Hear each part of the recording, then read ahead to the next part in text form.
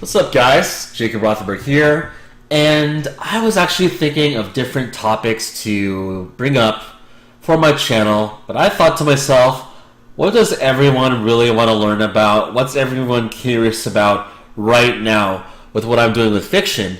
And I was checking the comments yesterday, and hey, thank you all so much for leaving comments and interacting. I really appreciate the engagement and just being able to talk to you all. So, like, seriously, it's really cool that things are popping down and that we're in a new, exciting direction with publishing. Where, like, seriously, I'm not trying to be some high energy, like, fucking fake guy, but it makes everything seriously fun again. So thank you for being a part of that.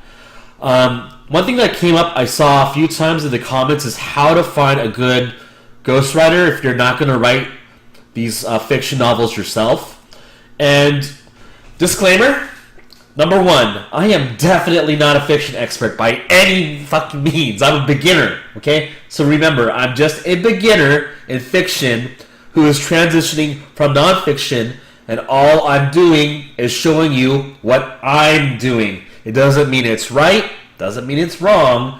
I don't have a course. I am not going to coach you on fiction ever. I'm just showing you what I do. So don't think of me as an authority figure for fiction at all. I'm just telling you what I'm doing. And whether you trust my judgment of what I'm doing, that's on you. But let me tell you what I'm doing to find writers. Okay? So, simply put, I still think that Upwork.com is the best place to go to find writers, whether it's for nonfiction or for fiction. There's plenty of qualified people out there. With that, I can't really show you the client side of my profile on Upwork, as it'll give away who I'm hiring, and I can't show you either. Like, seriously, I just can't show you. But what I can tell you, to just give you the info that you want, is that yes, you, in the context of you, just need to keep it simple. You might want to have a list of questions as part of your interview process for finding ghostwriters. Whereas you were asking, okay, number one, do you have actual experience writing? Let's say if you're doing romance. If you're doing mystery, do you have experience writing mystery? If you're doing horror, do you have experience writing horror novels? And then with that, you can't really ask for a portfolio of their work. I mean, you can ask for a few writing pieces, so it won't weigh so much, as anyone can fake a writing piece. But you want to ask also, what sub-niches have they written before for that genre? So let's say if it's thriller, let's say it's paranormal thriller, or like sci-fi thriller. If you're wanting to publish a sci-fi thriller, it's best to hire a ghostwriter that has prior experience with sci-fi thrillers. That being said, too, you want to hire someone who can ensure that they can do the scope of your work. So, do you have the time to do a 60,000 word book within the next month? Okay, and this is my discretion, but for me, I'm hiring exclusively US based writers. Now, is it going to be cheaper to hire someone that's a native resident of, say, the Philippines, Bangladesh, Saudi Arabia, what have you? Yes. Am I saying that all writers in those countries are bad? No. I'm sure that there's very good writers, very solid writers in countries outside of the US. That being said, I think you'll find a consistent higher level of quality if you hire a US-based writer. Not always, but you can. And that's how it'll play out. Now, as far as the words, as far as costs, like the cost per, say, 100 words, yes, this is possible. You want to aim for $1 to, at the most, $1 per $1.50 per 100 words. You can find ghostwriters who will publish at $4 per 100 words. They're going to be the top dogs. And if you're watching this video, you're probably not going to be able to budget someone so expensive to write your novel. But if you're going to ghostwrite, have your novel ghostwritten, try to aim for $1 to $1.50. That does not include editing, does not include proofing. You just get the writing done in a month.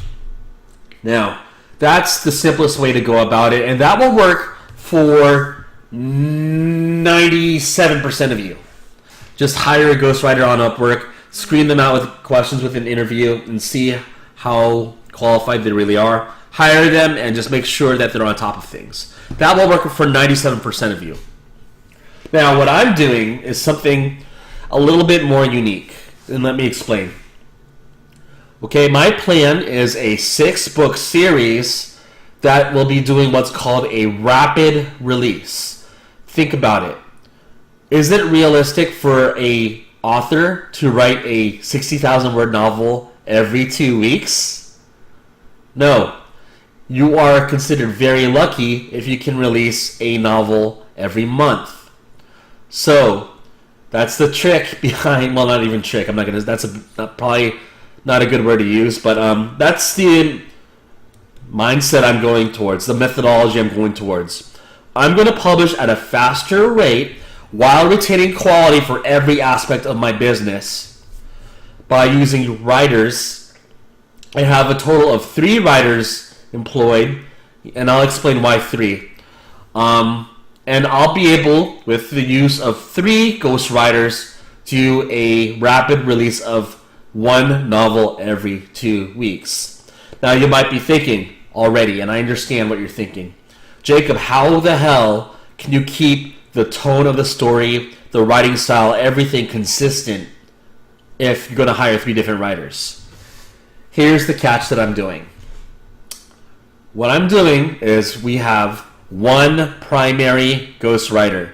He is the, let's say, the carry of our team. He does the writing.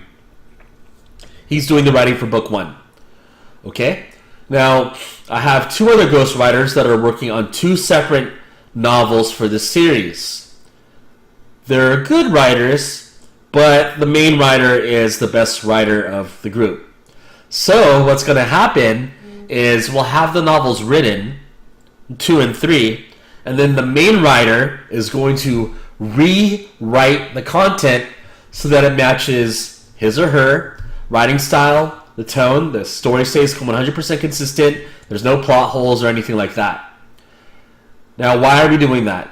Does it cost more to do this? Yes, it will cost more to have a ghostwriter write out the whole novel than have my primary writer rework the whole content. But the advantage of that, if you think about it, is that rather than writing from scratch, it's going to be much faster for him to rewrite an existing work where the bulk of the labor is already done. So that's just like ironing things out, fixing things, making sure the story is, dope, and that everything's kosher with the plot and such. So that's the whole strategy behind it. And there is one drawback to this other than cost, is that sometimes readers can have exhaustion from having to really go through your freaking 60,000 word novels every 2 weeks. But I think so long as I'm not releasing every week, every 2 weeks should be the fine point to where I can do this and maximize sales as quickly as possible so that I can scale up to a significant amount. Like, I'm thinking, this might sound, I have to prove myself. I'm just going to say it right now.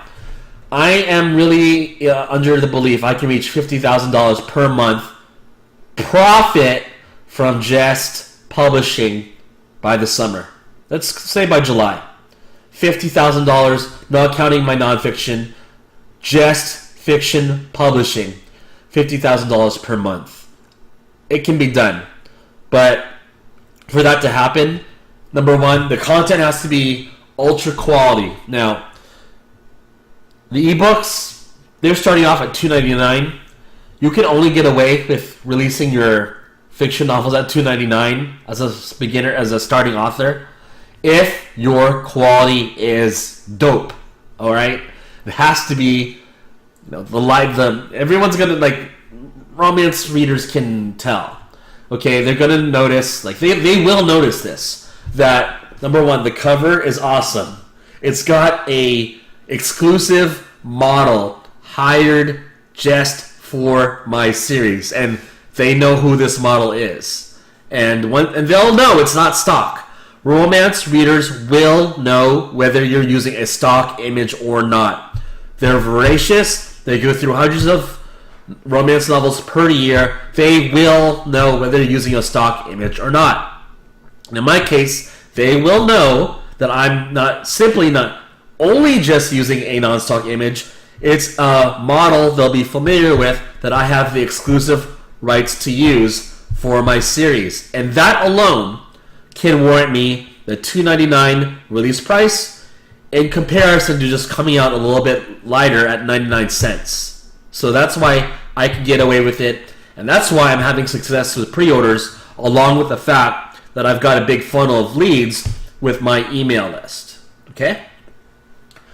So, I mean, I'm really making things more complicated than it really needs to be for a lot of you, but from what I'm researching, from what I'm learning, this is an approach tailored for my kind of style to where, okay, like, you're not going to pull off what I'm doing unless you have a lot of money, a lot of time, and a lot of threshold for work and pain to pull this off.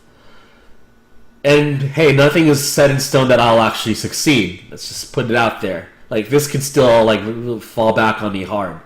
But on paper, I'm doing everything correctly. Everything's going super well so far. Once this gets released, this book series, the 6 books in total, plus the bundle set, I will be making buku bucks. So, I already kind of regret mentioning the money part, because the truth is, guys, screensaver. Truth is, guys, I'm not. Look, I am in this for the money. We all know that. Like, that's, like, I can't even hide that. We're all in this for the money.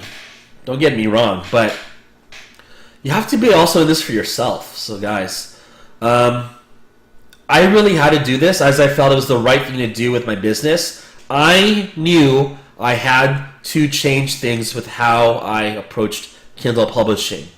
I knew that I needed a long-standing brand that had an audience built outside of the Amazon platform at a significant level, at this number of subs that I have, that can bring residual sales.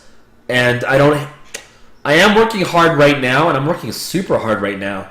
But in the long run, later on, I won't have to work as hard, hopping from keyword to keyword, having to do keyword research, and having to worry about a whole sorts of things, competing against 20 other niches, and figuring out how to optimize for each niche. I have a VA manager for that, but even still, that's not enough. So, I mean, how much easier would it be?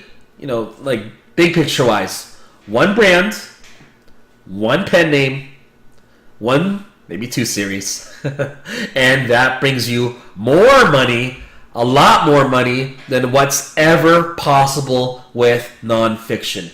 Now, this is not my opinion, this is fact.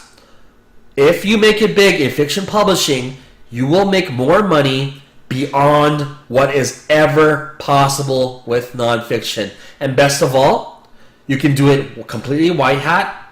You can do it without having to mess with anything against Amazon's terms of service. Now, am I saying with nonfiction, that's not possible too? Of course it's possible.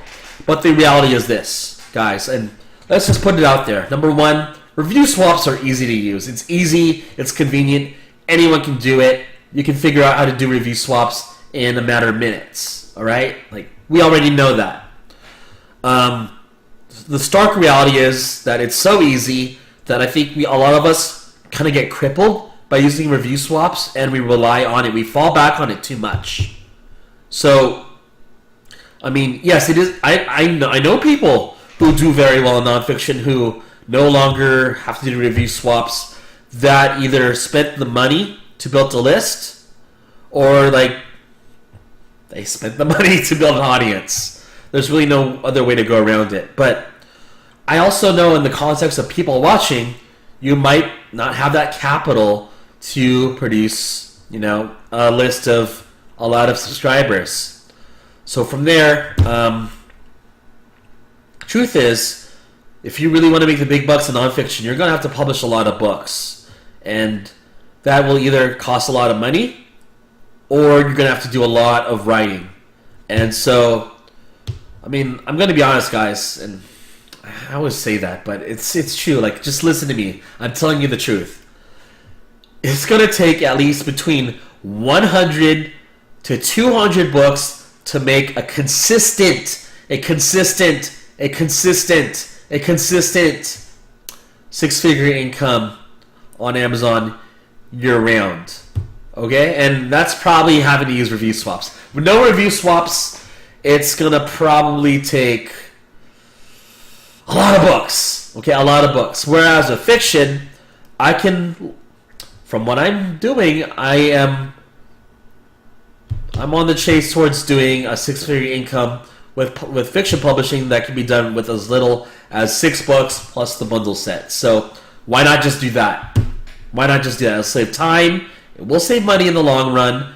And I don't have to sleep at night worrying about my Amazon account being busted for something I shouldn't be doing. So that's really it, guys. I kind of went on a tangent there, but that's the truth about what I'm doing. And I'm showing you what I'm doing with nothing to hide. So let me know if you have any further questions. Let me know what you want videos done on, and I'd be more than happy to help.